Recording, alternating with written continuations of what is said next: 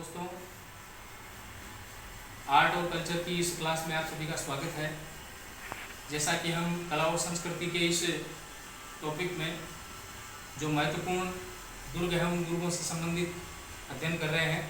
कल के जो हमारे प्रमुख दुर्ग थे जिनके बारे में हमने अध्ययन किया था वो थे बटनेर का दुर्ग और जयगढ़ दुर्ग के बारे में। आज हम जिन दुर्गों का अध्ययन करेंगे उन दुर्गों के अंदर प्रमुख रूप से बीकानेर नगर में स्थित जो दुर्ग है जिसको जूनागढ़ दुर्ग के नाम से जाना जाता है, और एक दूसरा जो दुर्ग है भरतपुर से संबंधित जिसको लोहागढ़ दुर्ग के नाम से जाना जाता है। तो आज की इस क्लास में हम दो दुर्गों के बारे में अध्ययन करेंगे। तो आज का जो पहला दुर्ग होगा हमारा, उस दुर्ग का नाम है जूनागढ़ दुर्ग।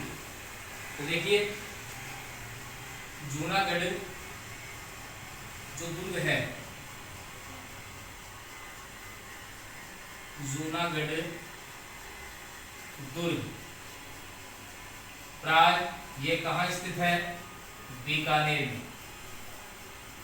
बीकानेर दुर्ग। इस दुर्ग को जूनागढ़ दुर्ग या बीकानेर दुर्ग के नाम से भी जाना जाता है, क्योंकि यह बीकानेर मुख्यालय पर स्थित होने की वजह से, बीकानेर नगर के अंदर स्थित होने की वजह से इस दुर्ग को नाम दिया गया है बीकानेर का दुर्ग।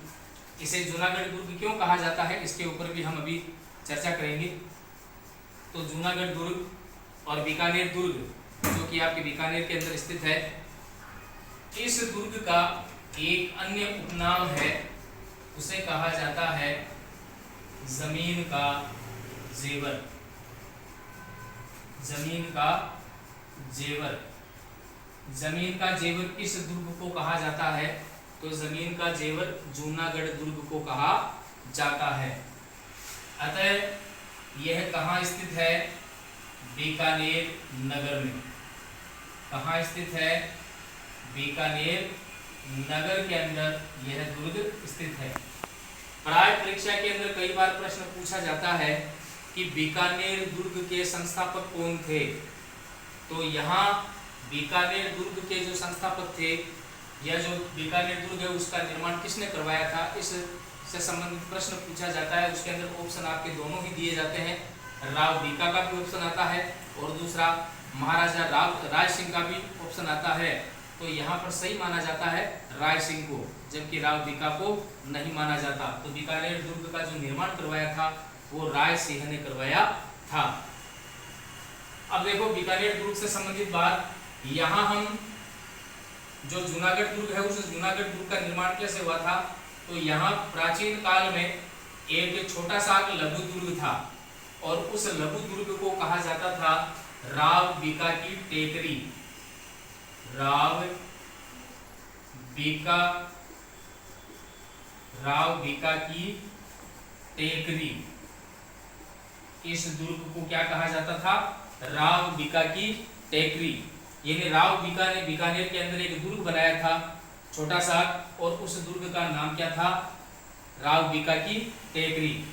अब इस दुर्ग के चारों ओर, इस दुर्ग के चारों ओर एक बड़े दुर्ग का निर्माण करवाया गया था। एक बड़े दुर्ग की नींव रखी गई थी और आगे चलकर वो दुर्ग किस नाम से जाना गया था?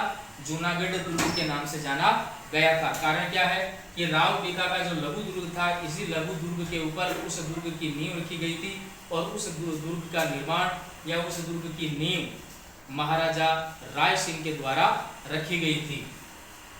तो देखिए, इस प्रकार का यह एक दुर्ग जो चतुष्कोणीय आकृति के अंदर फैला हुआ है। कौन सी आकृति के अंदर? चतुष्कोणीय आकृति के अंदर। राजस्थान के अंदर ऐसे दो ही दुर्ग है। एक दुर्ग जो आपके बीकानेर का जूनागढ़ दुर्ग है और दूसरा जो अजमेर के अंदर स्थित अकबर का किला, जिसे मैगजीन दुर्ग के नाम से भी जाना जाता है। यही जो दो दुर्ग है राजस्थान के अंदर जो चतुष्कोणीय आकृति के अंदर बने हुए हैं। तो अब हम इसके निर्माण से संबंधित बात करते हैं। इस दुर्ग का जो निर्माण है, इस दुर्ग का निर्माण महाराजा राय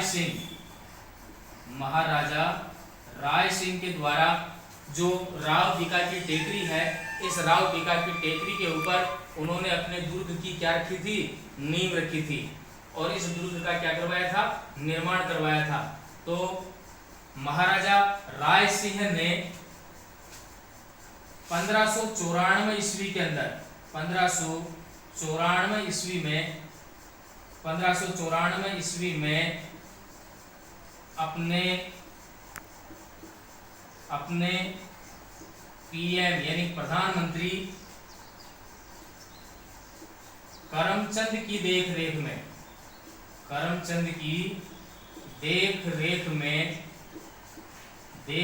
में इसका क्या करवाया था, निर्माण करवाया था। तो इस दुर्ग का निर्माण महाराजा राय सिंह ने 1594 ईस्वी के अंदर अपने पीएम प्रधानमंत्री करमचंद की देख रेख के अंदर इस दुर्ग का क्या करवाया था, निर्माण करवाया था। कौन से दुर्ग का, आपके जूनागढ़ दुर्ग का। इसको जूनागढ़ दुर्ग क्यों कहा जाता है, क्योंकि यह एक लघु दुर्ग के ऊपर निर्मित है, इसलिए इस दुर्ग को कौन सा नाम दिया गया, जूनागढ़ दुर्ग, या आप इसको कह सकते हो बीकानेर दुर्ग। इसका दूसरा नाम क्या होगा, क्योंकि ये बीकानेर शहर के अंदर, बीकानेर नगर में स्थित है, इसलिए इसका दूसरा नाम क्या हो गया, बीकानेर दुर्ग। अब देखिए, राव बीका की जो टेकरी है उसके ऊपर इसकी नींव रखी गई, इसीलिए इसको जूनागढ़ दुर्ग के नाम से जाना गया, या बीकानेर दुर्ग के नाम से इसको जाना गया। यहाँ इसका मुख्य द्वार स्थित है, और उस मुख्य द्वार का जो नाम है वो नाम है सूरजपोल। इस दुर्ग का जो मुख्य द्वार है उसका नाम है सूरजपोल। कौन सा नाम है, सूरजपोल। जब आप इसके अंदर की तरफ जाओगे तो इस प्रकार का आपको परकोटा मिलेगा, और परकोटे के ऊपर यहाँ एक मुख्य द्वार और बना हुआ है, यहाँ एक द्वार और बना हुआ है, और इस द्वार का नाम है आपके कर्णपोल। इस द्वार का नाम क्या है, कर्णपोल। तो देखिए, इस दुर्ग के दो मुख्य द्वार है। पहला मुख्य द्वार जिसको सूरजपोल के नाम से जाना जाता है, और कुछ अंदर जाने के बाद एक द्वार और आता है, और उस द्वार का नाम है कर्णपोल द्वार। तो सूरजपोल और कर्णपोल इस प्रकार के इस जूनागढ़ दुर्ग के दो प्रमुख प्रवेश द्वार है। तो दो प्रमुख प्रवेश द्वार हुए। अब देखिए, महाराजा राय सिंह ने, आपको विदित होगा, आपको पता होगा कि 1567-68 के अंदर मुगल शासक अकबर के द्वारा चित्तौड़ के दुर्ग पर आक्रमण किया गया था, और उस युद्ध के अंदर कल्लाजी राठौड़, जयमल मेड़तिया और फत्ता सिसोदिया बहादुरी के साथ लड़ते हुए वीर गति को प्राप्त हो गए थे, और अकबर के द्वारा इस विजय के पश्चात उन्होंने आगरा जो दुर्ग है, उस आगरा दुर्ग के मुख्य द्वार के ऊपर जयमल मेड़तिया और फत्ता सिसोदिया, इनकी जो गज्जारूढ़ मूर्तियां हैं, वो गज्जारूढ़ मूर्तियां मुख्य द्वार के ऊपर लगवाई थी। लेकिन जो मुगल शासक औरंगजेब हुए थे, उस औरंगजेब ने इन मूर्तियों को क्या किया था, तुड़वा दिया था।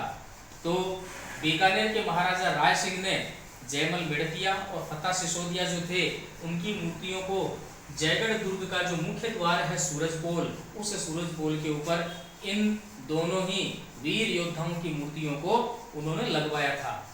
तो ये जो मुख्य सूरजपोल है, इस सूरजपोल पर हम बात करें, महाराजा राय सिंह ने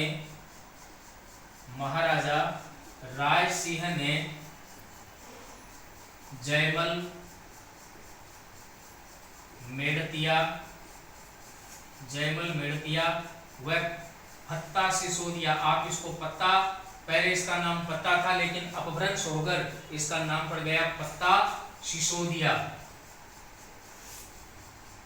सिसोदिया। की गजारूढ़ की गजारूढ़ मूर्तियां लगवाई। जो जूनागढ़ का मुख्य प्रवेश द्वार है सूरज पोल, उस सूरज पोल के ऊपर महाराजा राय सिंह के द्वारा जयमल मेड़तिया और फतेह सिसोदिया, जिन्होंने बड़ी बहादुरी के साथ में युद्ध लड़ते हुए वीर गति को प्राप्त हुए थे, उनकी गजारूढ़ मूर्तियों को अपने मुख्य द्वार के ऊपर लगवाया था। अब देखिए ये जो कर्णपोल है, इस कर्णपोल द्वार पर ये जो जूनागढ़ का द्वार है कर्णपोल, इस दुर्ग के ऊपर एक पत्थर के ऊपर किसी राज्य के शासन के बारे में लिखा हुआ है। किसी राज्य के शासन के बारे में या किसी शासक के बारे में उसका संपूर्ण विवरण जो लिखा हुआ होता है उसे कहा जाता है प्रशस्ति। उसे क्या कहा जाता है? प्रशस्ति कहा जाता है। तो ये जो जूनागढ़ प्रशस्ति है, या आप इसको कह सकते हो राय सिंह प्रशस्ति। राय सिंह प्रशस्ति, ये जो जूनागढ़ प्रशस्ति या राय सिंह प्रशस्ति है, प्राय ये लिखी हुई है आपके संस्कृत भाषा में। कौन सी भाषा में लिखी हुई है? संस्कृत भाषा के अंदर इसे लिखा गया है। इसकी जो प्रमुख भाषा है वो कौन सी है? संस्कृत भाषा। इसकी जो प्रमुख भाषा है वो कौन सी? संस्कृत भाषा। अब इसके जो प्रमुख लेखक है, लेखक के बारे में आप नाम याद रखोगे। इसका जो प्रमुख लेखक है उस लेखक का नाम है जयिता। जयिता। तो देखिए एक बात आपको ध्यान रखनी है कि राजस्थान के अंदर एक शासक हुआ था मालदेव। मालदेव के दो वीर योद्धा थे, जेता और कुंपा। तो यहाँ पर वो जेता नहीं है। एक चित्तौड़गढ़ दुर्ग के अंदर विजय स्तंभ बना हुआ है, जिसको विष्णु स्तंभ या कीर्ति स्तंभ के नाम से भी जाना जाता है। उसका जो वास्तुकार था, उस वास्तुकार का नाम भी जेता था।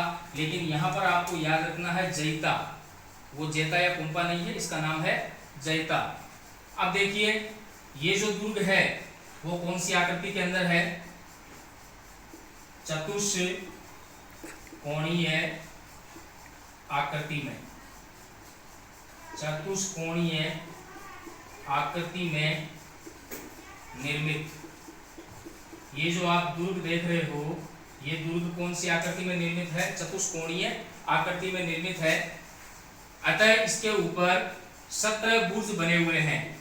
17 बुर्जें। ये जो बुर्ज होती है प्राय इस प्रकार की बुर्ज होती है, और इन बुर्जों के अंदर प्राय किसको रखा जाता है? सैनिकों को रखा जाता है। तो इस प्रकार की 17 बुर्जें इस दुर्ग के ऊपर स्थित है। तो एक बार आप इसका स्क्रीनशॉट लीजिए, उसके बाद हम आगे बढ़ते हैं। देखिए इस दुर्ग के अंदर कुछ प्रमुख महल स्थित है। यानी जूनागढ़ दुर्ग के अंदर जो प्रमुख महल है, उन महलों के बारे में हम जानकारी करते हैं। पहला महल जिसका नाम है अनूप महल। कौन सा महल?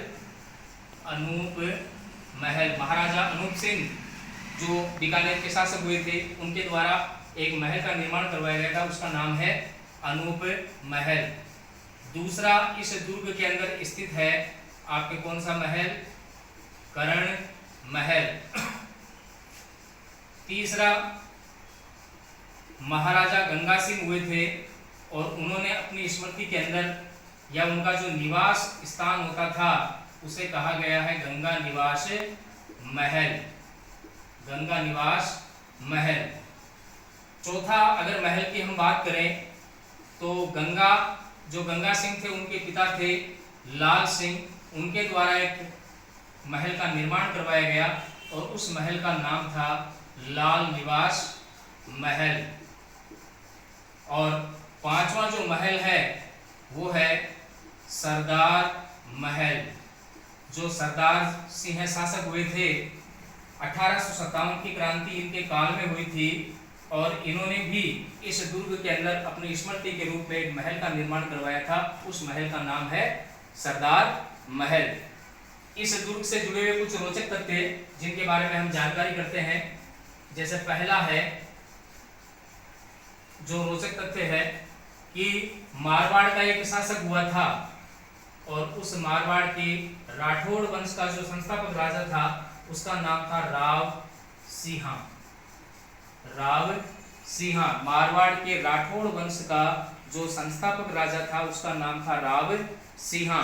तो राव सिंहा का चंदन का बना सिंहासन, चंदन का बना सिंहासन इस दुर्ग के अंदर स्थित है। अब देखिए, राव सिंहा मारवाड़ के राठौड़ वंश का संस्थापक माना जाता है और राव सिंहा के बाद अनेक शासक हुए।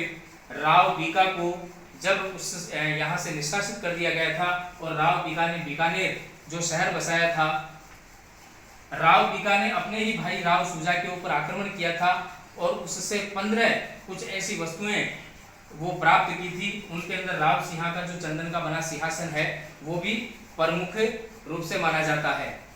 नंबर 2 पर अगर हम बात करें, अगला पॉइंट, नागनेची माता का मंदिर। नागनेची माता का मंदिर, ये बीकानेर के राठौड़ों की कुल देवी मानी जाती है नागनेची माता। उसके बाद हम बात करें करणी माता की। करणी माता का मंदिर, करणी माता का मंदिर। तो देखिए, राजस्थान के अंदर करणी माता के मंदिर, करणी माता का एक मंदिर बना हुआ आपके देशनोक में। कहाँ बना हुआ है? देशनोक में।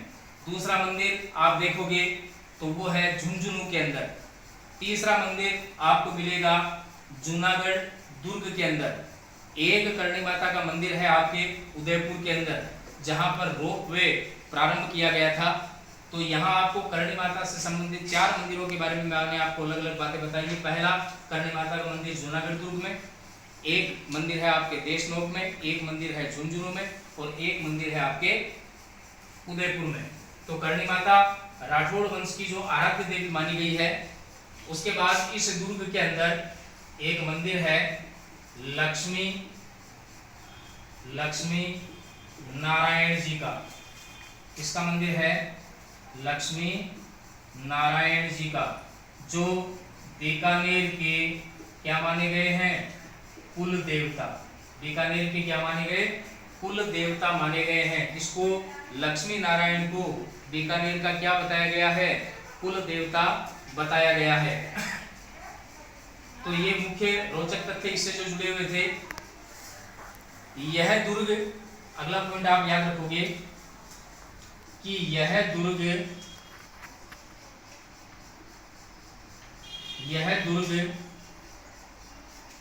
हिंदू व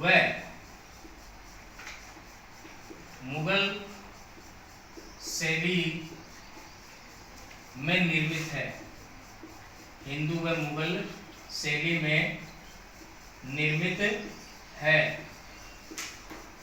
तो देखिए, हिंदू व मुगल शैली की अगर हम बात करें तो राजस्थान के अंदर पहला जो दुर्ग है जिसका नाम है मुगल या फारसी शैली के अंदर जिस दुर्ग का निर्माण हुआ है उस दुर्ग का नाम है आमेर का दुर्ग।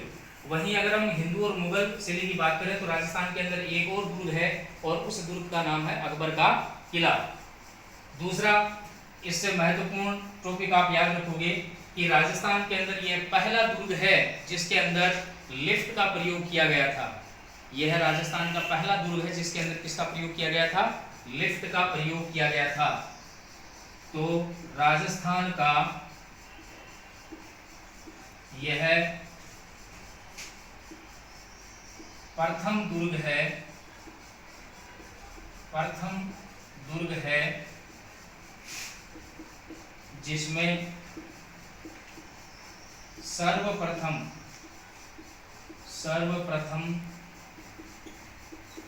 लिफ्ट का प्रयोग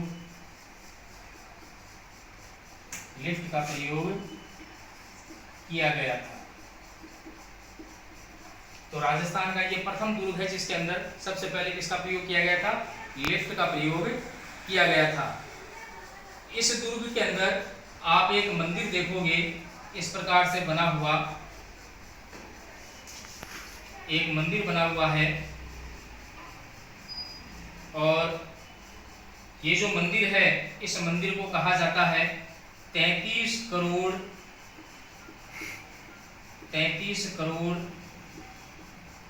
देवी देवताओं का मंदिर। 33 करोड़ देवी देवताओं का मंदिर। ये जो मंदिर बना हुआ है 33 करोड़ देवी देवताओं का मंदिर, इस मंदिर का निर्माण करवाया था महाराजा अनूप सिंह ने। महाराजा अनूप सिंह ने। कहा जाता है कि महाराजा अनूप सिंह जो मुगल शासक थे औरंगजेब, उनके यहाँ सेनापति के रूप में कार्यरत थे, और अनूप सिंह को औरंगजेब ने दक्षिण का जो क्षेत्र है उसके ऊपर भेजा गया था उसको यात्रा के दौरान।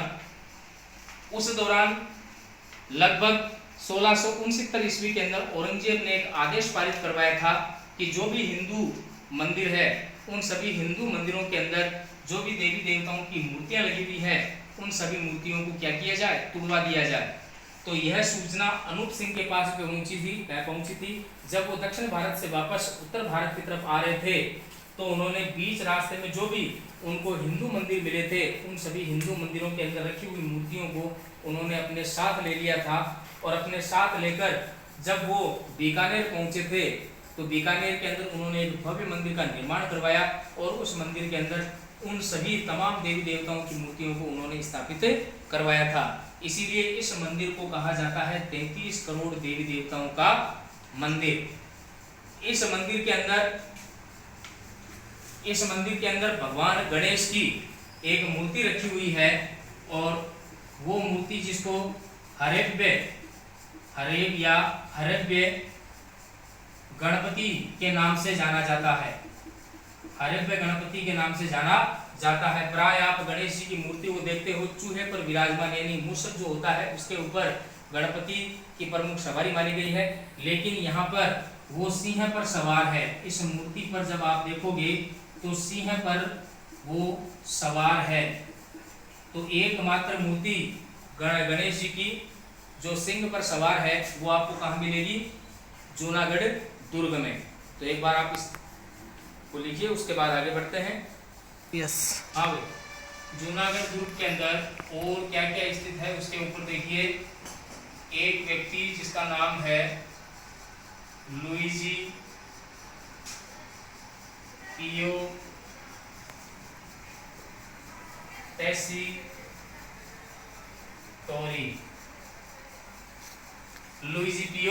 टेसीटोरी, जो महाराजा गंगा सिंह के शासन काल में बीकानेर आए थे, और यहाँ उन्होंने बीकानेर के ऊपर खूब सारी जो बोलियां बोली जाती हैं उनके ऊपर उन्होंने रिसर्च किया था, और यहीं के वो होकर रह गए थे, यहीं पर उनकी मृत्यु हुई थी।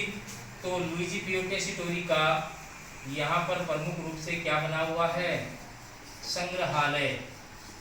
उनके द्वारा निर्मित जो संग्रहालय है वो कौन से दुर्ग में है? जूनागढ़ दुर्ग के अंदर।